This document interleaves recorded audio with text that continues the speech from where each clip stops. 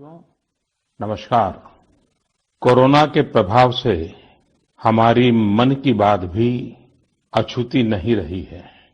जब मैंने पिछली बार आपसे मन की बात की थी, तब पैसेंजर ट्रेनें बंद थी, बसें बंद थी, हवाई सेवा बंद थी। इस बार बहुत कुछ खुल चुका है। श्रमिक स्पेशल ट्रेनें चल रही हैं, अन्य स्पेशल ट्रेनें भी शुरू हो गई हैं। तमाम सावधानियों के साथ हवाई जहाज उड़ने लगे हैं। धीरे धीरे उद्योग भी चलना शुरू हुआ है। यानी अर्थव्यवस्था का एक बड़ा हिस्सा अब चल पड़ा है, खुल गया है। ऐसे में हमें और ज्यादा सतर्क रहने की आवश्यकता है। 2 गज की दूरी का नियम हो, मुंह पर मास्क लगाने की बात हो सके तो वहां तक घर में रहना हो, ये सारी बातों का पालन, उसमें जरा भी ढिलाई नहीं बरतनी चाहिए। देश में सबके सामूहिक प्रयासों से कोरोना के खिलाफ लड़ाई बहुत मजबूती से लड़ी जा रही है। जब हम दुनिया की तरफ देखते हैं तो हमें अनुभव होता है कि वास्तव में भारतवासियों की उपलब्धि कितनी बड़ी है। हमारी जनसंख्या ज्यादातर देशों से कई गुना ज्यादा है। हमारे देश में चुनौतियां भी भिन्न प्रकार की हैं, लेकिन फिर भी हमारे देश में कोरोना उतनी तेजी से नहीं फैल पाया जितना दुनिया के अन्य देशों में फैला। कोरोना से होने वाली मृत्यु दर भी हमारे देश में काफी कम है। जो नुकसान हुआ है उसका दुख हम सबको है, लेकिन जो कुछ भी हम बचा पाए हैं वो निश्चित तौर पर देश की सामूहिक संकल्प शक्ति का ही परिणाम है। इतने बड़े देश में हर एक देशवासी ने खुद इस लड़ाई को लड़ने की ठानी है। ये पूरी मुहिम पीपल ड्रिवन है। साथियों, देशवासियों की संकल्प शक्ति के साथ एक और शक्ति इस लड़ाई में हमारी सबसे बड़ी ताकत है, वो है देशवासियों की सेवा शक्ति। वास्तव में इस महामारी के समय हम भारतवासियों ने ये दिखा दिया है कि सेवा और त्याग का हमारा विचार केवल हमारा आदर्श नहीं है, बल्कि भारत की जीवन पद्धति है। और हमारे यहाँ तो कहा गया है, सेवा परमो धर्मः। सेवा स्वयं में सुख है, सेवा में ही संतोष है। आपने देखा होगा कि दूसरों की सेवा में लगे व्यक्ति के जीवन में कोई डिप्रेशन या तनाव कभी नहीं दिखता। उसके जीवन में, जीवन को लेकर उसके नजरिए में भरपूर आत्मविश्वास, सकारात्मकता और जीवंतता प्रतिपल नजर आती है। साथियों, हमारे डॉक्टर्स, नर्सिंग स्टाफ, सफाई कर्मी, पुलिसकर्मी, मीडिया के साथी, ये सब जो सेवा कर रहे हैं, उसकी चर्चा मैंने कई बार की है। मन की बात में भी मैंने उसका जिक्र किया है। सेवा में अपना सब कुछ समर्पित कर देने वाले लोगों की संख्या अनगिनत है। ऐसे ही एक सज्जन है तमिलनाडु के सी मोहन। सी मोहन जी मदुरई में एक सैलून चलाते हैं। अपनी मेहनत की कमाई से इन्होंने अपनी बेटी की पढ़ाई के लिए 5 लाख रुपए बचाए थे, लेकिन इन्होंने ये पूरी राशि इस समय जरूरतमंदों, गरीबों की सेवा के लिए खर्च कर दी। इसी तरह अगरतला में ठेला चलाकर जीवन यापन करने वाले गौतम दास जी अपनी रोजमर्रा की कमाई की बचत में से हर रोज दाल चावल खरीदकर जरूरतमंदों को खाना खिला रहे हैं। पंजाब के पठानकोट से भी एक ऐसा ही उदाहरण मुझे पता चला। यहाँ दिव्यांग भाई राजू ने दूसरों की मदद से जोड़ी गई छोटी सी पूंजी से 3000 से अधिक मास्क बनवाकर लोगों में बांटे। भाई राजू ने इस मुश्किल समय में करीब 100 परिवारों के लिए खाने का राशन भी जुटाया। देश के सभी इलाकों से विमेन सेल्फ हेल्प ग्रुप के परिश्रम की भी अनगिनत कहानियां इन दिनों हमारे सामने आ रही है। गांवों में, छोटे कस्बों में हमारी बहनें, बेटियां हर दिन हजारों की संख्या में मास्क बना रही हैं। तमाम सामाजिक संस्थाएं भी इस काम में इनका सहयोग कर रही हैं। साथियों, ऐसे कितने ही उदाहरण हर दिन दिखाई और सुनाई पड़ रहे हैं। कितने ही लोग खुद भी मुझे नमो ऐप और अन्य माध्यमों के जरिए अपने प्रयासों के बारे में बता रहे हैं। कई बार समय की कमी के चलते मैं बहुत से लोगों का, बहुत से संगठनों का, बहुत सी संस्थाओं का नाम नहीं ले पाता हूं। सेवा भाव से लोगों की मदद कर रहे ऐसे सभी लोगों की मैं प्रशंसा करता हूं, उनका आदर करता हूं, उनका तहे दिल से अभिनंदन करता हूं। मेरे प्यारे देशवासियों, एक और बात जो मेरे मन को छू गई है वो है संकट की इस घड़ी में इनोवेशन।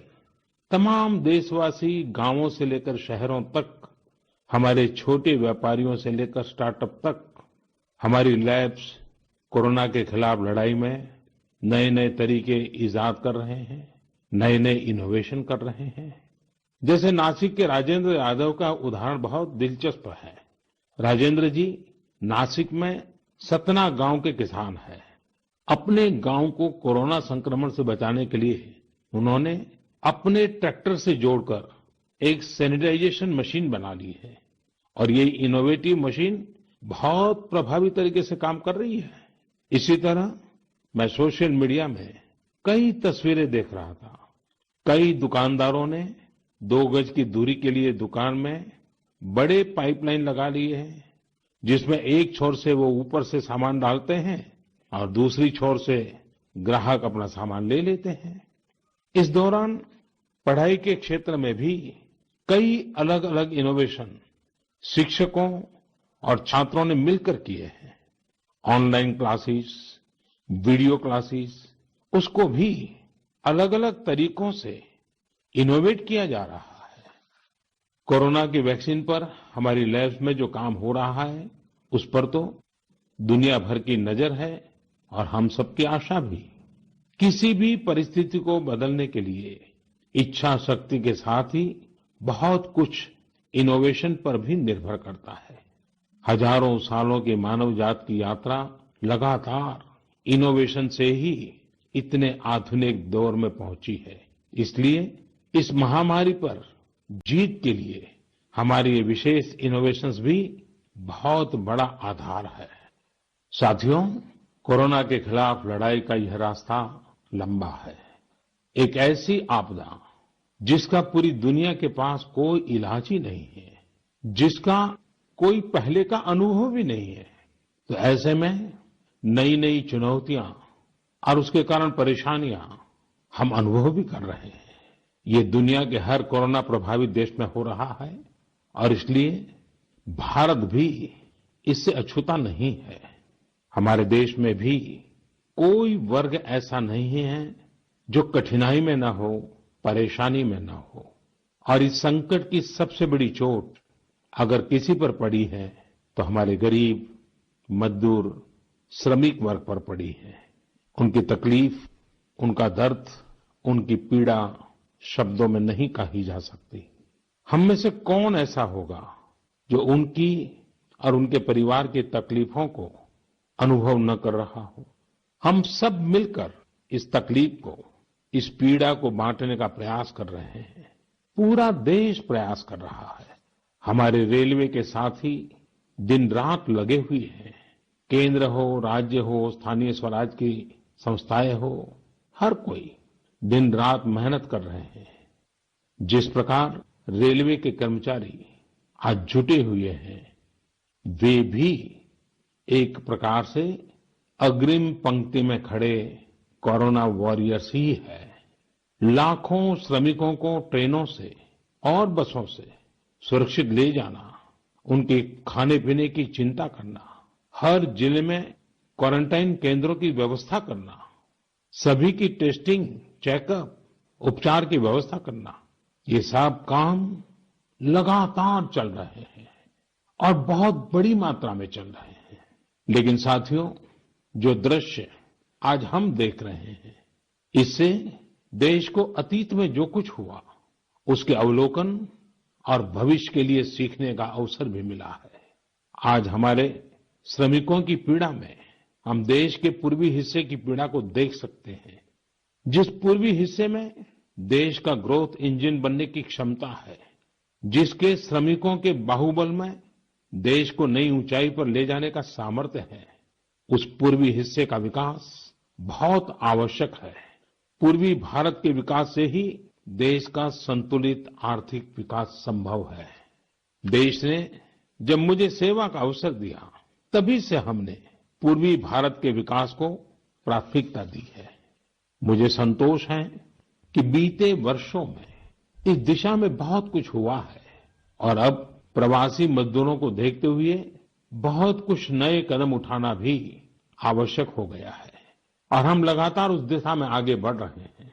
जैसे कहीं श्रमिकों की स्किल मैपिंग का काम हो रहा है, कहीं स्टार्टअप्स इस काम में जुटे हैं, कहीं माइग्रेशन कमीशन बनाने की बात हो रही है। इसके अलावा केंद्र सरकार ने अभी जो फैसले लिए हैं, उससे भी गांवों में रोजगार, स्वरोजगार, लघु उद्योगों से जुड़ी विशाल संभावनाएं खुली हैं। ये फैसले इन स्थितियों के समाधान के लिए हैं, आत्मनिर्भर भारत के लिए हैं। अगर हमारे गांव आत्मनिर्भर होते, हमारे कस्बे, हमारे जिले, हमारे राज्य आत्मनिर्भर होते, तो अनेक समस्याओं ने वो रूप नहीं लिया होता जिस रूप में वो आज हमारे सामने खड़ी है। लेकिन अंधेरे से रोशनी की ओर बढ़ना मानव स्वभाव है। तमाम चुनौतियों के बीच मुझे खुशी है कि आत्मनिर्भर भारत पर आज देश में व्यापक मंथन शुरू हुआ है। लोगों ने अब इसे अपना अभियान बनाना शुरू किया है। इस मिशन का नेतृत्व देशवासी अपने हाथ में ले रहे हैं। बहुत से लोगों ने तो ये भी बताया है कि उन्होंने जो जो सामान उनके इलाके में बनाए जाते हैं, उनकी एक पूरी लिस्ट बना ली है। ये लोग अब इन लोकल प्रोडक्ट्स को ही खरीद रहे हैं और वोकल फॉर लोकल को प्रमोट भी कर रहे हैं। मेक इन इंडिया को बढ़ावा मिले, इसके लिए सब कोई अपना अपना संकल्प जता रहा है। बिहार के हमारे एक साथी श्रीमान हिमांशु ने मुझे नमो ऐप पर लिखा है कि वो एक ऐसा दिन देखना चाहते हैं जब भारत विदेश से आने वाले आयात को कम से कम कर दे, चाहे पेट्रोल, डीजल, ईंधन का आयात हो, इलेक्ट्रॉनिक आइटम्स का आयात हो, यूरिया का आयात हो या फिर खाद्य तेल का आयात हो। मैं उनकी भावनाओं को समझता हूं। हमारे देश में कितनी ही ऐसी चीजें बाहर से आती हैं जिन पर हमारे ईमानदार टैक्स पेयर्स का पैसा खर्च होता है, जिनका विकल्प हम आसानी से भारत में तैयार कर सकते हैं। असम के सुदीप ने मुझे लिखा है कि वो महिलाओं के बनाए हुए लोकल बैम्बू प्रोडक्ट्स का व्यापार करते हैं और उन्होंने तय किया है कि आने वाले 2 वर्ष में वे अपने बैम्बू प्रोडक्ट को एक ग्लोबल ब्रांड बनाएंगे। मुझे पूरा भरोसा है आत्मनिर्भर भारत अभियान इस दशक में देश को नई ऊंचाई पर ले जाएगा। मेरे प्यारे देशवासियों, कोरोना संकट के इस दौर में मेरी विश्व के अनेक नेताओं से बातचीत हुई है, लेकिन मैं एक सीक्रेट जरूर आज बताना चाहूंगा। विश्व के अनेक नेताओं की जब बातचीत होती है तो मैंने देखा इन दिनों उनकी बहुत ज्यादा दिलचस्पी योग और आयुर्वेद के संबंध में होती है। कुछ नेताओं ने मुझसे पूछा कि कोरोना के इस काल में ये योग और आयुर्वेद कैसे मदद कर सकते हैं। साथियों, अंतर्राष्ट्रीय योग दिवस जल्द ही आने वाला है। योग जैसे जैसे लोगों के जीवन से जुड़ रहा है, लोगों में अपने स्वास्थ्य को लेकर जागरूकता भी लगातार बढ़ रही है। अभी कोरोना संकट के दौरान भी ये देखा जा रहा है कि हॉलीवुड से हरिद्वार तक घर में रहते हुए लोग योग पर बहुत गंभीरता से ध्यान दे रहे हैं। हर जगह लोगों ने योग और उसके साथ साथ आयुर्वेद के बारे में और ज्यादा जानना चाहा है, उसे अपनाना चाहा है। कितने ही लोग जिन्होंने कभी योग नहीं किया, वे भी या तो ऑनलाइन योग क्लास से जुड़ गए हैं या फिर ऑनलाइन वीडियो के माध्यम से भी योग सीख रहे हैं। सही में योग कम्युनिटी, इम्यूनिटी और यूनिटी सबके लिए अच्छा है। साथियों, कोरोना संकट के इस समय में योग आज इसलिए भी ज्यादा अहम है क्योंकि ये वायरस हमारे रेस्पिरेटरी सिस्टम को सबसे अधिक प्रभावित करता है। योग में तो रेस्पिरेटरी सिस्टम को मजबूत करने वाले कई तरह के प्राणायाम है, जिनका असर हम लंबे समय से देखते आ रहे हैं। ये टाइम टेस्टेड टेक्निक्स हैं, जिसका अपना अलग महत्व है। कपालभाति और अनुलोम विलोम प्राणायाम से अधिकतर लोग परिचित होंगे, लेकिन भस्त्रिका, शीतली, भ्रामरी जैसे कई प्राणायाम के प्रकार है, जिसके अनेक लाभ भी है। वैसे आपके जीवन में योग को बढ़ाने के लिए आयुष मंत्रालय ने भी इस बार एक अनोखा प्रयोग किया है। आयुष मंत्रालय ने माय लाइफ माय योग नाम से अंतर्राष्ट्रीय वीडियो ब्लॉग उसकी प्रतियोगिता शुरू की है। भारत ही नहीं, पूरी दुनिया के लोग इस प्रतियोगिता में हिस्सा ले सकते हैं। इसमें हिस्सा लेने के लिए आपको अपना 3 मिनट का एक वीडियो बना करके अपलोड करना होगा। इस वीडियो में आप योग या आसन करते हुए दिखाना है और योग से आपके जीवन में जो बदलाव आया है उसके बारे में भी बताना है। मेरा आपसे अनुरोध है, आप सभी इस प्रतियोगिता में अवश्य भाग लें और इस नए तरीके से अंतर्राष्ट्रीय योग दिवस में आप हिस्सेदार बनिए। साथियों, हमारे देश में करोड़ों करोड़ गरीब दशकों से एक बहुत बड़ी चिंता में रहते आए हैं। अगर बीमार पड़ गए तो क्या होगा? अपना इलाज कराएं या फिर परिवार क्या होगा?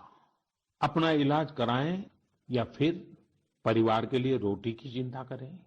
इस तकलीफ को समझते हुए इस चिंता को दूर करने के लिए ही करीब 1.5 साल पहले आयुष्मान भारत योजना शुरू की गई थी। कुछ ही दिन पहले आयुष्मान भारत के लाभार्थियों की संख्या 1 करोड़ के पार हो गई है। 1 करोड़ से ज्यादा मरीज मतलब देश के 1 करोड़ से अधिक परिवारों की सेवा हुई है। 1 करोड़ से ज्यादा मरीज का मतलब क्या होता है मालूम है? 1 करोड़ से ज्यादा मरीज मतलब नॉर्वे जैसा देश, सिंगापुर जैसा देश, उसकी जो टोटल जनसंख्या है उससे 2 गुना लोगों को मुफ्त में इलाज दिया गया है। अगर गरीबों को अस्पताल में भर्ती होने के बाद इलाज के लिए पैसे देने पड़ते, इनका मुफ्त इलाज नहीं हुआ होता, तो उन्हें एक मोटा मोटा अंदाज है करीब करीब 14,000 करोड़ रुपए से भी ज्यादा अपनी जेब से खर्च करने पड़ते हैं। आयुष्मान भारत योजना ने गरीबों के पैसे खर्च होने से बचाए हैं। मैं आयुष्मान भारत के सभी लाभार्थियों के साथ साथ मरीजों का उपचार करने वाले सभी डॉक्टरों, नर्सेज और मेडिकल स्टाफ को भी बधाई देता हूं। आयुष्मान भारत योजना के साथ एक बहुत बड़ी विशेषता पोर्टेबिलिटी की सुविधा भी है। पोर्टेबिलिटी ने देश को एकता के रंग में रंगने में भी मदद की है। यानी बिहार का कोई गरीब अगर चाहे तो उसे कर्नाटका में भी वही सुविधा मिलेगी जो उसे अपने राज्य में मिलती। इसी तरह महाराष्ट्र का कोई गरीब चाहे तो उसे इलाज की वही सुविधा तमिलनाडु में मिलती। इस योजना के कारण किसी क्षेत्र में जहां स्वास्थ्य की व्यवस्था कमजोर है, वहां के गरीब को देश के किसी भी कोने में उत्तम इलाज कराने की सहूलियत मिलती है। साथियों, आप ये जानकर हैरान रह जाएंगे कि 1 करोड़ लाभार्थियों में से 80% लाभार्थी देश के ग्रामीण इलाकों के हैं। इनमें भी करीब करीब 50% लाभार्थी हमारी माताएं, बहनें और बेटियां हैं। इन लाभार्थियों में ज्यादातर लोग ऐसी बीमारियों से पीड़ित थे जिनका इलाज सामान्य दवाओं से संभव नहीं था। इनमें से 70% लोगों की सर्जरी की गई है। आप अनुमान लगा सकते हैं कि कितनी बड़ी तकलीफों से इन लोगों को मुक्ति मिली है। मणिपुर के चुराचांदपुर में 6 साल के बच्चे केलेनसांग, उसको भी इसी तरह आयुष्मान योजना से नया जीवन मिला है। केलेनसांग को इतनी छोटी उम्र में ब्रेन की गंभीर बीमारी हो गई। इस बच्चे के पिता दिहाड़ी मजदूर हैं और मां बुनाई का काम करती हैं। ऐसे में बच्चे का इलाज कराना बहुत कठिन हो रहा था, लेकिन आयुष्मान भारत योजना से अब उनके बेटे का मुफ्त इलाज हो गया है। कुछ इसी तरह का अनुभव पुडुचेरी की अमूर्था वल्ली जी का भी है। उनके लिए भी आयुष्मान भारत योजना संकट मोचक बनकर आई है। अमूर्था वल्ली जी के पति की हार्ट अटैक से दुखद मृत्यु हो चुकी है। उनके 27 साल के बेटे जीवा को भी हार्ट की बीमारी थी। डॉक्टर्स ने जीवा के लिए सर्जरी की सलाह दी थी, लेकिन दिहाड़ी मजदूरी करने वाले जीवा के लिए अपने खर्च से इतना बड़ा ऑपरेशन करवाना संभव ही नहीं था। लेकिन अमूर्था वल्ली ने अपने बेटे का आयुष्मान भारत योजना में रजिस्ट्रेशन करवाया और 9 दिनों बाद बेटे जीवा के हार्ट की सर्जरी भी हो गई। साथियों, मैंने आपको सिर्फ 3-4 घटनाओं का जिक्र किया। आयुष्मान भारत से तो ऐसी 1 करोड़ से अधिक कहानियां जुड़ी हुई है। ये कहानियां जीते जागते इंसानों की हैं। दुख तकलीफ से मुक्त हुए हमारे अपने परिवारजनों की है। आपसे मेरा आग्रह है, कभी समय मिले तो ऐसे व्यक्ति से जरूर बात करिएगा जिसने आयुष्मान भारत योजना के तहत अपना इलाज कराया हो। आप देखेंगे कि जब एक गरीब बीमारी से बाहर आता है तो उसमें गरीबी से लड़ने की भी ताकत नजर आने लगी है। और मैं हमारे देश के ईमानदार टैक्स पेयर से कहना चाहता हूं, आयुष्मान भारत योजना के तहत जिन गरीबों का मुफ्त इलाज हुआ है, उनके जीवन में जो सुख आया है, संतोष मिला है, उस पुण्य के असली हकदार आप भी हैं। हमारा ईमानदार टैक्स पेयर भी इस पुण्य का हकदार है। मेरे प्यारे देशवासियों, एक तरफ हम महामारी से लड़ रहे हैं तो दूसरी तरफ हमें हाल में पूर्वी भारत के कुछ हिस्सों में प्राकृतिक आपदा का भी सामना करना पड़ा है। पिछले कुछ हफ्तों के दौरान हमने पश्चिम बंगाल और उड़ीसा में सुपर साइक्लोन अम्फान का कहर देखा। तूफान से अनेकों घर तबाह हो गए, किसानों को भी भारी नुकसान हुआ।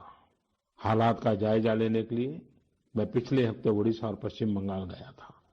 पश्चिम बंगाल और उड़ीसा के लोगों ने जिस हिम्मत और बहादुरी के साथ हालात का सामना किया है, प्रशंसनीय है। संकट की इस घड़ी में देश भी हर तरह से वहां के लोगों के साथ खड़ा है।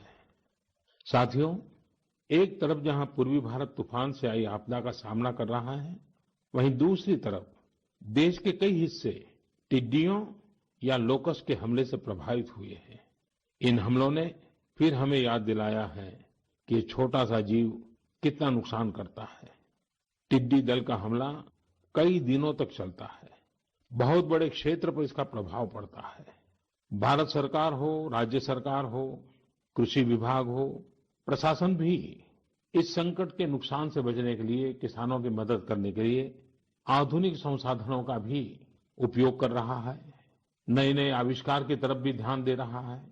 और मुझे विश्वास है कि हम सब मिलकर के हमारे कृषि क्षेत्र पर ये जो संकट आया है, उससे भी लोहा लेंगे, बहुत कुछ बचा लेंगे।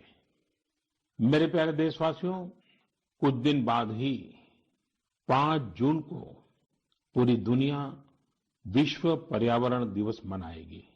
विश्व पर्यावरण दिवस पर इस साल की थीम है बायोडायवर्सिटी, यानी जैव विविधता। वर्तमान परिस्थितियों में यह थीम विशेष रूप से महत्वपूर्ण है। लॉकडाउन के दौरान पिछले कुछ हफ्तों में जीवन की रफ्तार थोड़ी धीमी जरूर हुई है, लेकिन इससे हमें अपने आसपास प्रकृति की समृद्ध विविधता को, जैव विविधता को करीब से देखने का अवसर भी मिला है। आज कितने ही ऐसे पक्षी जो प्रदूषण और शोर शराबे में ओझल हो गए थे, सालों बाद उनकी आवाज को लोग अपने घरों में सुन रहे हैं। अनेक जगहों से जानवरों के उन्मुक्त विचरण की खबरें भी आ रही हैं। मेरी तरह आपने भी सोशल मीडिया में जरूर इन बातों को देखा होगा, पढ़ा होगा। बहुत लोग कह रहे हैं, लिख रहे हैं, तस्वीरें साझा कर रहे हैं कि वो अपने घर से दूर दूर पहाड़ियां देख पा रहे हैं, दूर दूर जलती हुई रोशनी देख रहे हैं। इन तस्वीरों को देखकर कई लोगों के मन में ये संकल्प उठा होगा, क्या हम उन दृश्यों को ऐसे ही बना रख सकते हैं? इन तस्वीरों ने लोगों को प्रकृति के लिए कुछ करने की प्रेरणा भी दी है।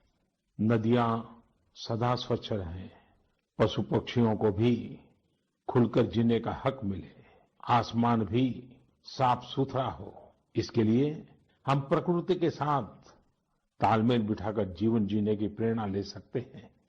मेरे प्यारे देशवासियों, हम बार बार सुनते हैं, जल है तो जीवन है, जल है तो कल है, लेकिन जल के साथ हमारी जिम्मेवारी भी है। वर्षा का पानी, बारिश का पानी, ये हमें बचाना है, एक एक बूंद को बचाना है। गांव गांव वर्षा के पानी को हम कैसे बचाएं? परंपरागत बहुत सरल उपाय हैं।